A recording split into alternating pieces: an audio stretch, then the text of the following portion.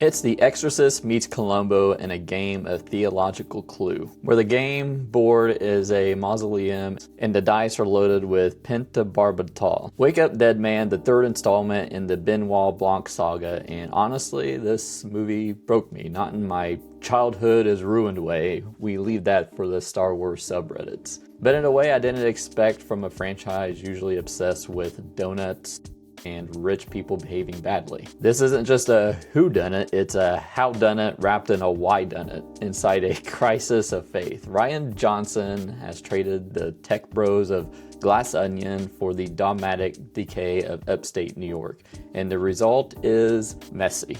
Gloriously, beautifully messy. There is a moment in this film, a specific lighting cue in a church about 40 minutes in that fundamentally changes how you watch the rest of the movie. It seems like an aesthetic choice, a bit, A24 style flair, but trust me, hold that thought. It connects to the secret theme of the film that turns the ending from a gimmick into a gut punch. We'll get there. I'm Wes from Atomic Cult Media, and today we're confessing our sins. Let's talk about Wake Up Dead Man. We open not with Benoit Blanc, but with Father Jud, played by Josh O'Connor. Now, I've seen O'Connor in Challengers and The Crown, and the guy is good, but here, I think this is a star-making turn. He plays Jud as a former boxer turned Catholic priest who gets reassigned to Our Lady of Perpetual Fortitude after decking a rude deacon. Already, I'm on board. We need more clergy throwing hands in cinema. Jud arrives at the rural parish led by Monsignor Jefferson Wicks. Wicks is a piece of work. He's the grandson of the church's founder, obsessed with a missing family fortune.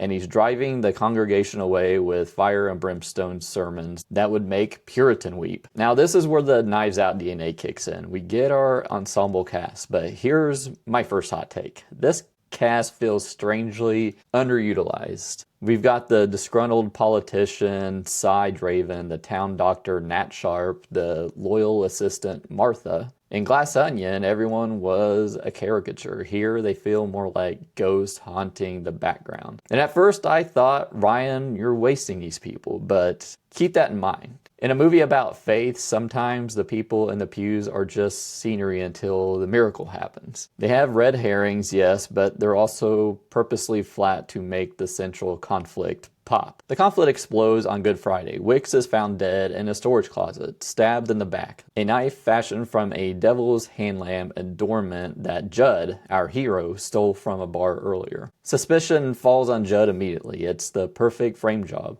Enter Benoit Blanc. Daniel Craig is back. His accent has somehow traveled further south. He's practically speaking in hieroglyphics at this point, and I love it. He's hired by the police chief, Geraldine Scott, but in the classic Blanc move, he recruits Jud to help him. And here's where the movie shines. The chemistry between Blanc, the man of logic, and Jud, the man of faith, is electric. I think Jud is probably his best sidekick so far. There is a scene here that I teased earlier where they sit in the church pews as they talk about the nature of truth. The sunlight moves through the stained glass, shifting the color grading of the scene from cold blue to a warm tone. It's not just pretty cinematography, it's visual storytelling. Blanc is looking for facts, blue. Jud is looking for the soul, the warm color. It's subtle, but it tells you exactly where the friction lies. They interview the congregation. We learn Wicks was a fraud. He found his grandfather's fortune and is going to bolt to start a political career with Cy Draven, who turns out to be his illegitimate son. Classic soap opera stuff. But Jud checks out. He's tired of Blanc's obsession with the mystery. Jud cares about the ministry. And then the movie goes off the rails in the best way possible. Jud is walking back to the rectory and sees Wicks alive, walking out of the mausoleum. Jud chases him, gets knocked out, wakes up next to the corpse of the groundskeeper, Samson. So now we have a dead priest who is walking around, a dead groundskeeper, and Jud looks guilty as hell. Blanc stops Jud from turning himself in because he something. A second devil's head lamp is missing. This leads them to Dr. Nat Sharp's house. And folks, if you thought Knives Out was cozy, get ready for some body horror. They find Dr. Nat Sharp dissolving in a bathtub of acid alongside Wicks's body. So Wicks is dead, then he was alive, and now he's dead and soup. So the plot sounds pretty convoluted, right? But it's doing a lot of gymnastics to keep us guessing. But the pacing is so tight that you don't really have time to question the physics or the acid tub until you're driving home. We're about to get to the solution, which involves more twists than a pretzel factory explosion. The flock has left the building. It's just us sinners now. If you haven't seen Wake Up Dead Man, seriously stop the video and go watch it. The third act recontextualizes the entire trilogy. Now let's open that confession booth. Blanc gathers everyone. He explains Dr. Nat Sharp killed Wicks using a tranquilizer and a fake knife handle to fool Jud, then stabbed him for real later. It's a whodunit mechanical explanation.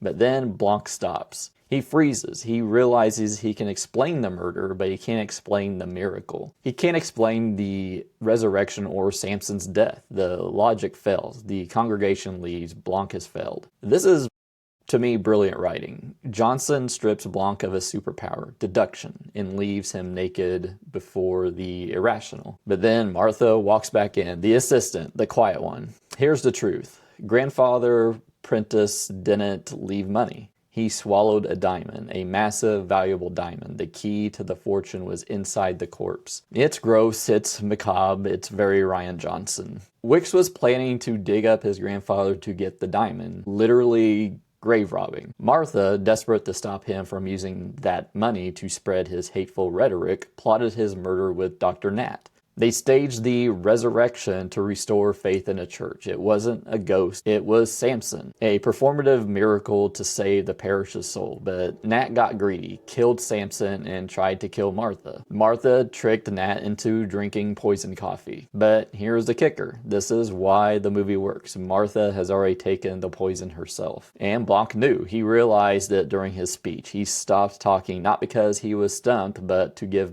Martha the agency to confess and die on her own terms. He did the deduction to save her soul, not her life. As Martha dies, Jud performs absolution. She drops the diamond from her hand. It's a devastating scene. And this brings us into the thematic deep dive. Wake Up Dead Man isn't about greed, really. Knives Out was about class. Glass Onion was about disruption. This film is about faith as a weapon versus faith as a tool. Wicks used religion as a cudgel to exclude people. Martha used a miracle, a lie, to try to save the church. Jud represents the earnest exploration of faith. Remember that lighting scene I told you to hold on to, the blue versus the warm? In the end, Jud takes the diamond, the root of all is evil, the thing that dissolved bodies and poisoned friends, and he hides it inside a new crucifix of the church. He literally buries the capitalistic rot inside the symbol of sacrifice. He doesn't use the money. He doesn't return it to the heir, Cy Draven,